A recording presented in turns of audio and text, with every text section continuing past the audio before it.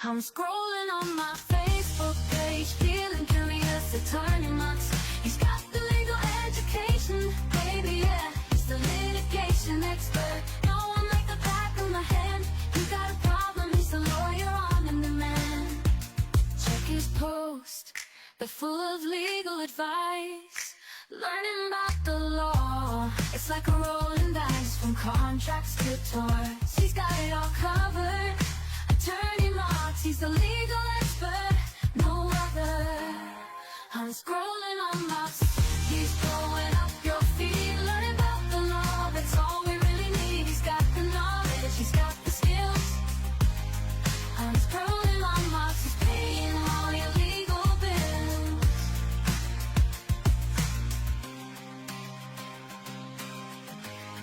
I'm scrolling on my he's paying all your legal bills.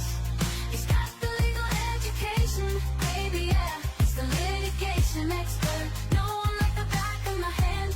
You got a problem, he's the lawyer on demand. Check his post, they're full of legal advice.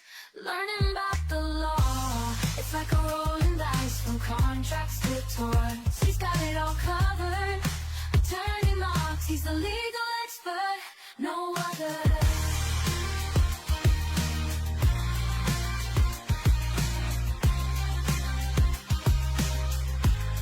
I'm scrolling on Marks, he's paying all your legal bills.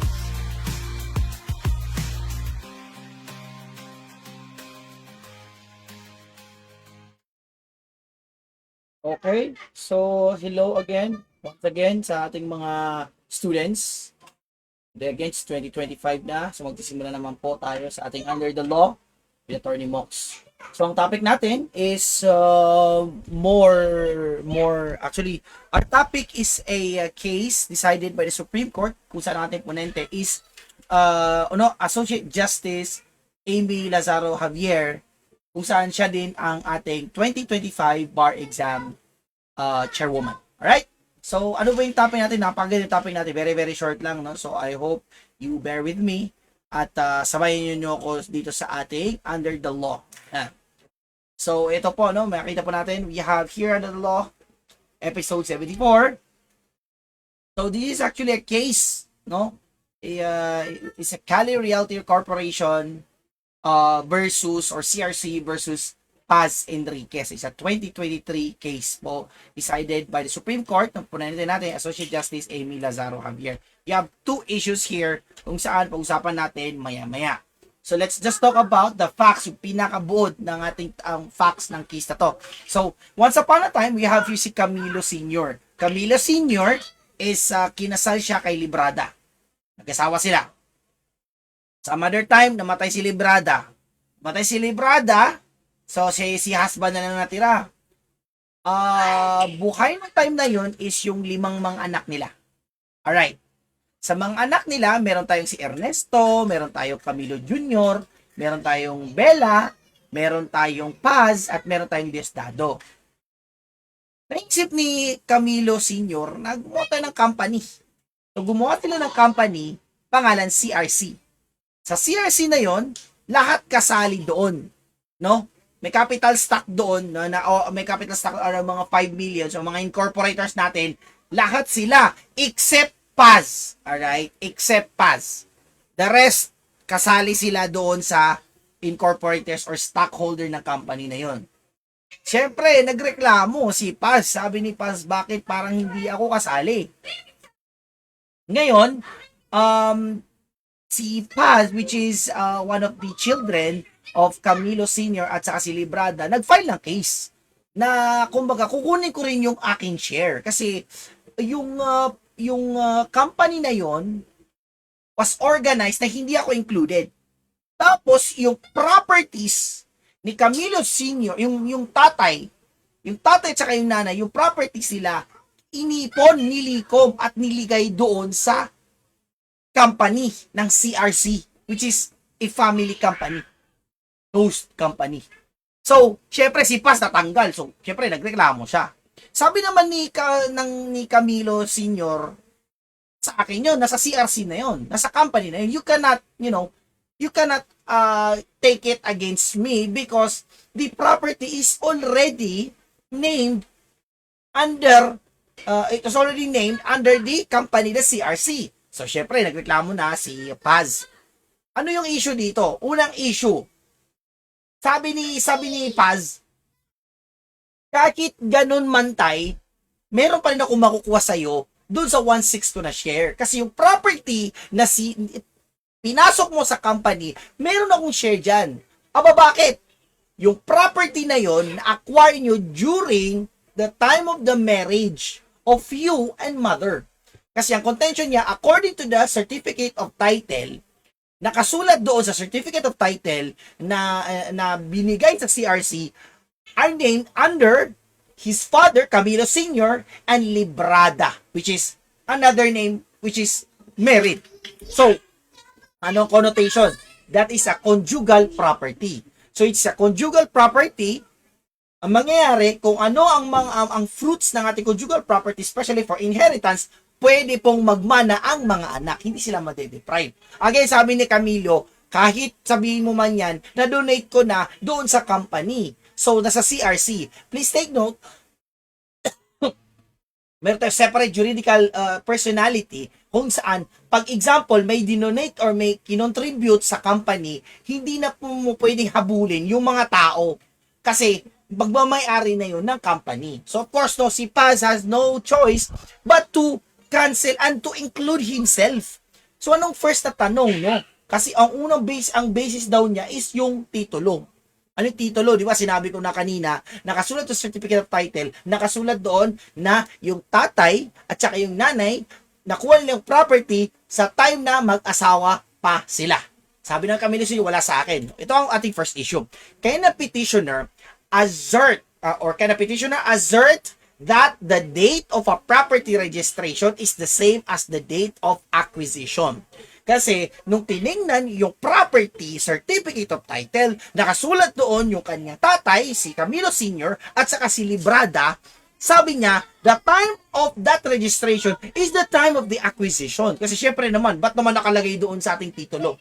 Tapos sasabihin mo, hindi mo na-acquire yung property niyo. Sabi ng Supreme Court dito, no, citing the case of Jorge or George versus Marcelo at 2019 case, before the presumption of conjugal nature of property can apply, it must first be established that the property was in fact acquired during the marriage.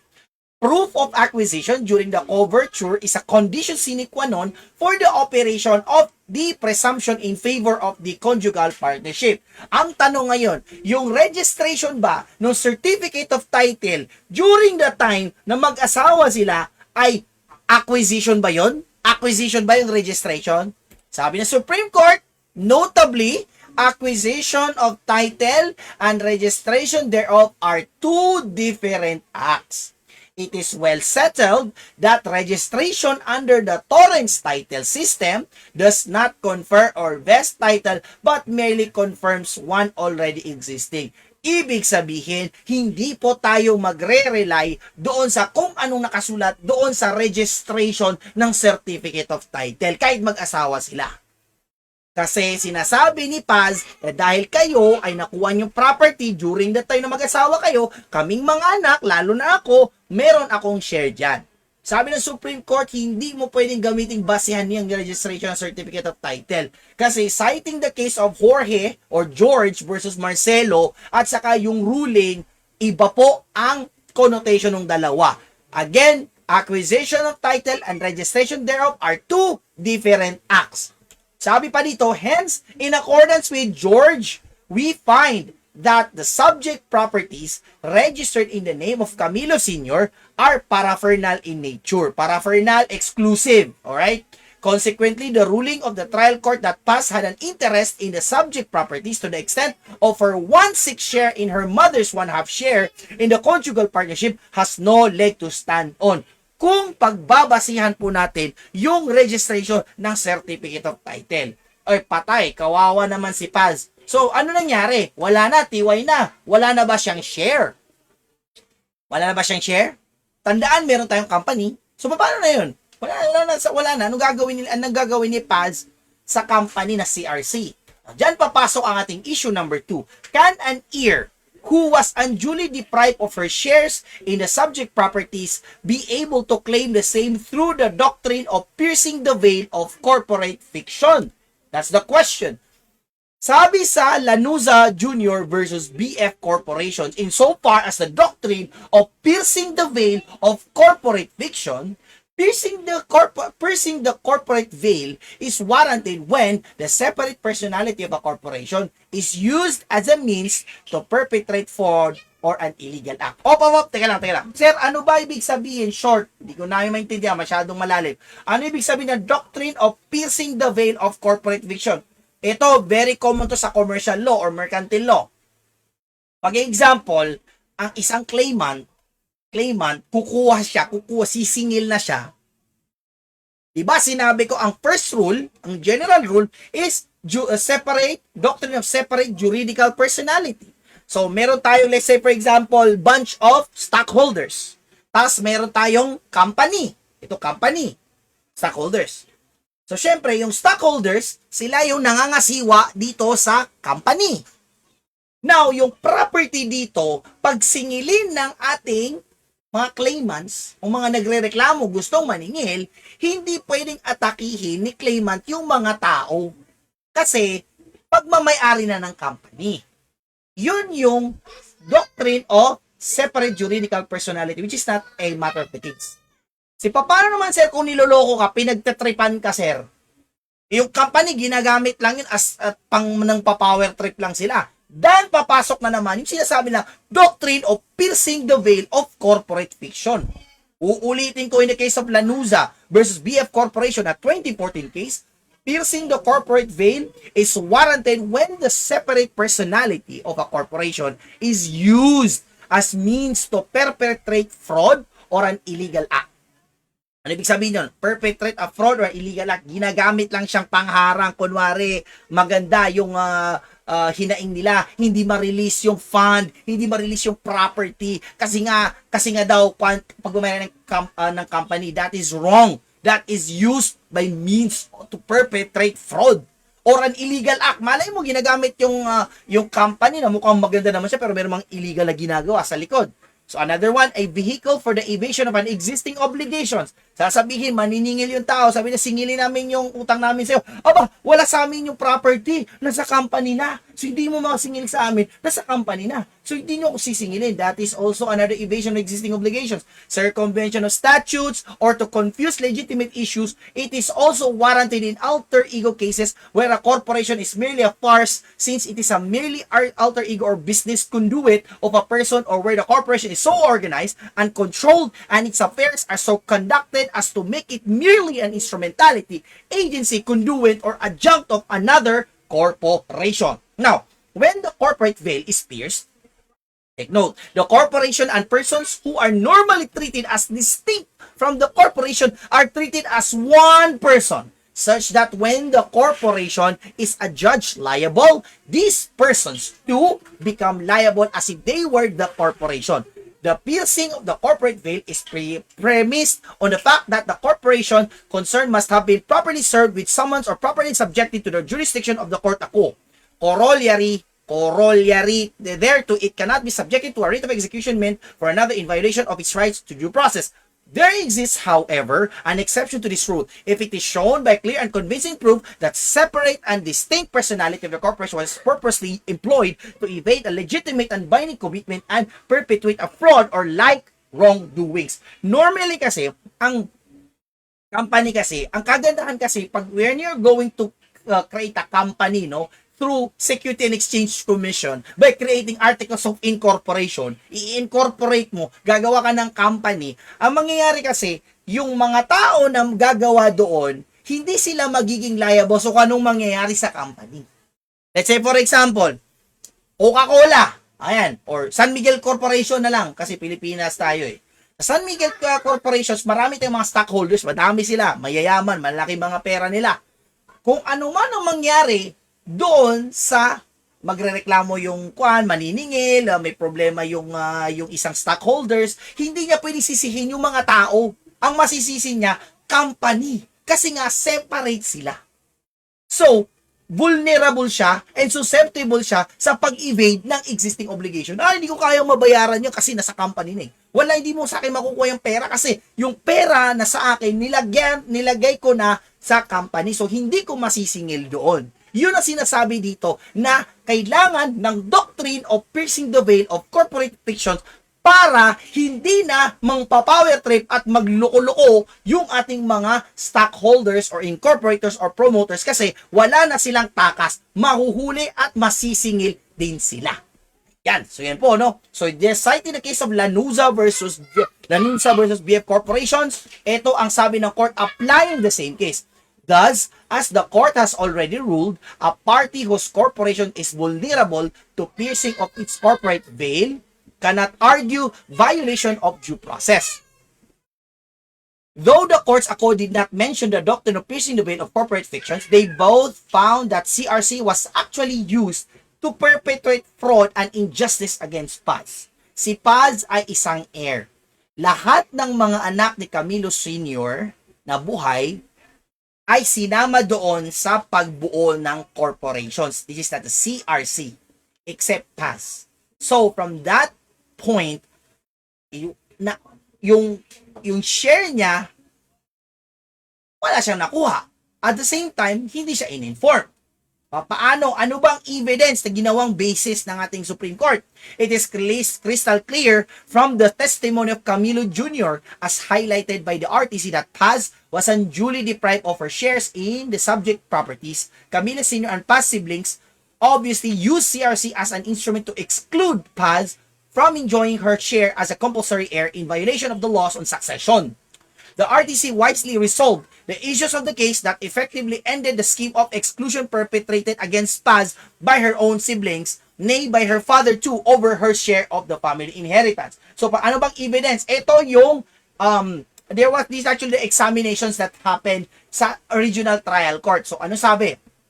Una, Camilo Jr.'s answers to the clarificatory questions of the trial judge are conclusive on this point. So, tinanong ng ating judge si Camilo Jr. doon sa issue kung talagang diniprive na si Paz. Sabi the question, trial judge, why did the corporation exclude Paz Enriquez and include only all other children of Camilo except Paz? Why is it so? Now, Camilo Jr. says that we have no direct control of what my father would decide when he was still alive, physically and mentally. My father was so domineering, we didn't have a say. Now, trial judge was asking again, so, in other words, you will agree with the court now that your father deliberately excluded Paz Enriquez from these properties. Camilo Jr., the way I understand it, that is the way I perceive it. Trial judge, don't you pity your sister, Paz? Camilo Jr., Your Honor, our father was so domineering, we had no say. Trial judge, your father is dead now. You and your siblings are now controlling the corporation. You were saying that your father was domineering at the time. Can't you correct that mistake now by including your sister Paz?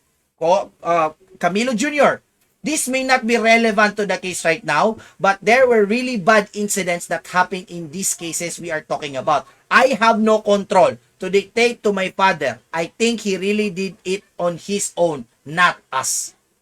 Trial judge, you are part of this corporation. Being a child of Camilo Enriquez Sr. and your other siblings are part of this corporation. Being children of Camilo Enriquez, is that correct? Sabi ni Camilo Jr., yes, Your Honor. So, sabi ni trial judge, so it was only Paz Enriquez who is not part for your corporation, right? Yes, Your Honor, sabi ni Camilo Jr. Ito ang sabi ng Supreme Court. This is actually my last slide as well. The acts of Camilo Sr. as well as the inactions of Paz siblings are unequivocal.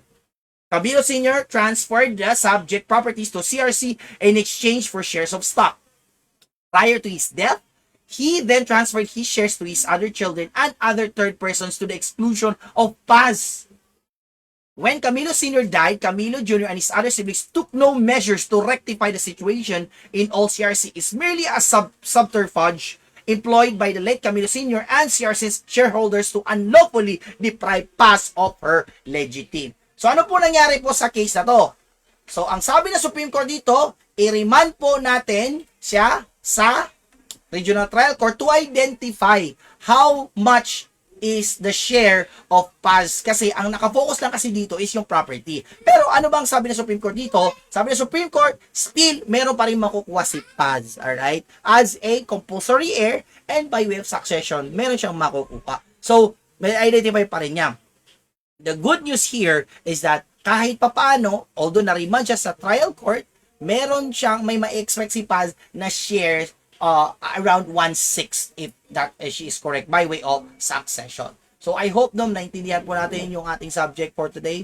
Continue pa rin po natin mag-provide po ng ating mga latest updates, no. Ang target ko kasi ngayon is to complete and cover all our 2025 bar exam chairwoman Amy Lazaro, Associate Justice Amy Lazaro Javier's Ponente case para makatulong din po tayo sa magte-take ng bar exam. Pero actually, hindi lang sa mga bar examinees, pwede din ito sa mga students, incoming students, mga gusto mag-refresh mga lawyers, and at the same time po, yung mga gusto mag-expand ng kanilang kaalaman sa law. Again, maraming salamat po mga students. And again, 2025 na, kaya kayo ay mag-aral na. Huwag niyong kakalimutan sinasabi ko, magbasa, read, and pray para mamaya, hindi kayo mahirapan sa ating ural-ural. Bye-bye!